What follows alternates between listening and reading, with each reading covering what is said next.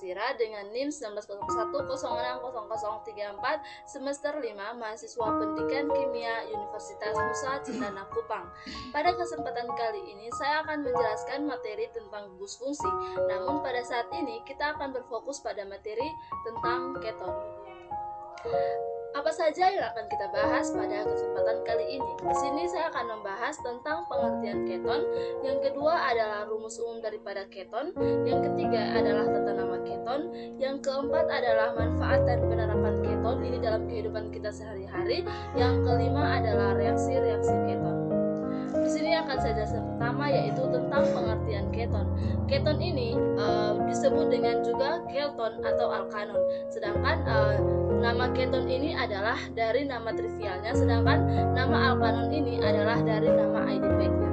Sehingga keton itu adalah senyawa-senyawa sederhana yang mengandung sebuah gugus karbonil. Nah, keton ini juga termasuk senyawa yang sederhana jika ditinjau berdasarkan tidak adanya gugus-gugus yang reaktif lain seperti OH atau Cl yang terikat langsung pada atom karbon di gugus karbonil. Nah, seperti yang biasa kita temukan itu misalkan pada asam-asam karbosilat yang mengandung gugus min COOH. Yang selanjutnya adalah rumus umum daripada keton. Keton ini merupakan golongan senyawa karbon dengan gugus fungsi karbonil min C rangkap 2O, di mana gugus fungsi karbonil ini terletak di tengah yang diapit oleh dua buah alkil, sehingga keton ini mempunyai rumus umum yaitu RCOR, di mana R itu adalah alkil, sedangkan CO itu adalah gugus fungsi keton atau karbonil. Selanjutnya adalah tata nama daripada keton. Di sini akan saya jelaskan pertama itu ada tata nama IUPAC dan tata nama trivial. Di sini yang pertama adalah tata nama IUPAC. Dalam sistem IUPAC, akhiran ana pada alkana itu diganti dengan anon. Yang kedua itu rantai pokok itu adalah rantai terpanjang yang mengandung gugus fungsi min CO. Yang ketiga, penomoran dimulai dari C ujung yang terdekat dengan gugus fungsi.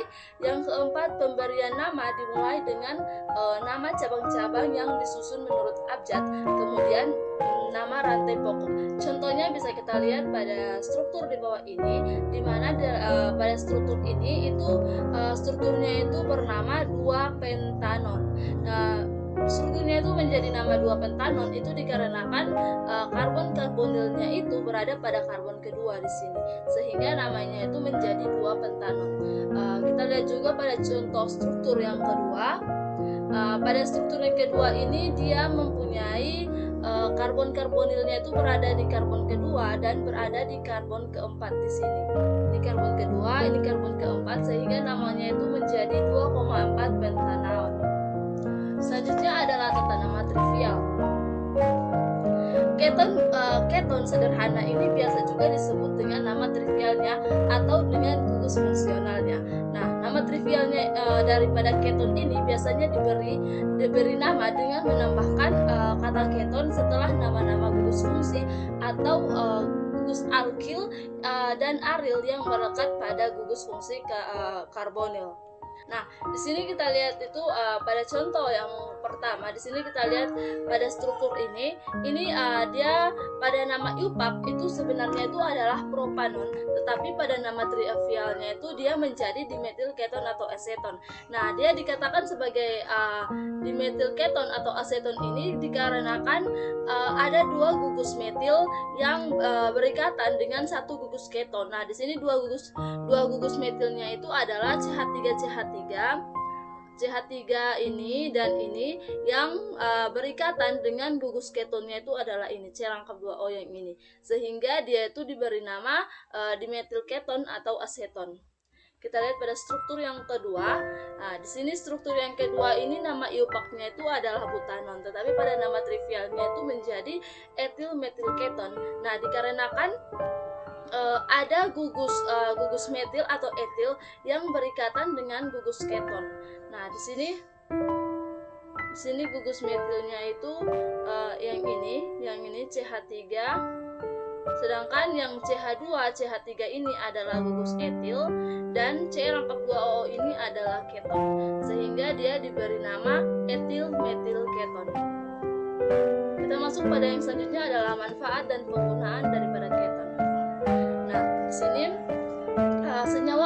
aseton atau keton yang paling banyak digunakan dalam kehidupan kita sehari-hari itu adalah aseton atau propanon. Nah, aseton ini banyak digunakan sebagai, yang pertama itu adalah sebagai pelarut senyawa karbon, yang mana penerapannya ini dalam kehidupan kita sehari-hari itu biasa kita gunakan sebagai pembersih cat kuku. Yang kedua itu adalah aseton yang banyak digunakan sebagai bahan baku pembuatan zat organik seperti kloroform, yang penerapannya dalam kehidupan sehari-hari itu misalkan seperti obat bius. Nah, yang selanjutnya itu adalah aseton yang banyak digunakan sebagai aseton juga, yang mana penerapannya itu sebagai pelarut untuk lilin, plastik, sirlak, dan lain-lain. Yang selanjutnya itu adalah aseton yang banyak digunakan sebagai pelarut untuk selulosa asetat dalam memproduksi rayon. Yang kelima itu adalah aseton yang banyak digunakan, tapi selain aseton itu ada beberapa senyawa alkanon yang banyak dan berbau harum, sehingga dalam penerapan kita sehari-hari itu kita gunakan dia itu sebagai pencampuran parfum dan kosmetika. Yang selanjutnya itu adalah aseton yang banyak digunakan sebagai isobutyl metil keton atau hekson, yang dalam penerapannya itu kita gunakan sebagai pelarut nitroselulosa dan getah. Yang terakhir itu adalah aseton yang digunakan sebagai iseton, yang mana dalam penerapannya itu digunakan juga sebagai pelarut dan zat antara dalam industri kimia. Nah, selanjutnya di sini adalah reaksi-reaksi keton. Yang pertama di sini adalah reaksi oksidator. Nah, reaksi ini harus menggunakan oksidator kuat. Nah, oksidasi daripada keton dengan campuran natrium bikarbonat dan asam sulfat ini akan menghasilkan asam karboksilat, air, dan juga karbon dioksida. Nah, contoh reaksinya itu bisa dilihat pada gambar ini. Ini adalah reaksi antara natrium karbonat dan asam sulfidat yang menghasilkan karboksilat, air, dan karbon dioksida. Pada oksidasi keton itu terjadi dua hal. Yang pertama, keton inert terhadap oksidator itu pada umumnya itu keton bereaksi lambat dengan KMnO4 dalam suasana basah panas, yang sehingga itu akan terjadi pemutusan ikatan. Contohnya reaksi itu dapat dilihat pada gambar di bawah. Selanjutnya adalah reaksi yang kedua, yaitu reaksi reduksi. Nah, reduksi keton dengan katalis litium aluminium hibrida ini akan menghasilkan alkohol sekunder yang dapat dilihat di gambar sini. Di sini adalah reaksi reduksi keton dengan katalis litium aluminium hibrida yang akan menghasilkan alkohol sekunder. Contoh reaksi yang ketiga di sini adalah reaksi dengan pereaksi Grignard. Nah, hidrolisis hasil reaksi keton dengan pereaksi Grignard ini akan menghasilkan alkohol tersiar, yang mana reaksi ini dapat dilihat pada gambar di bawah ini.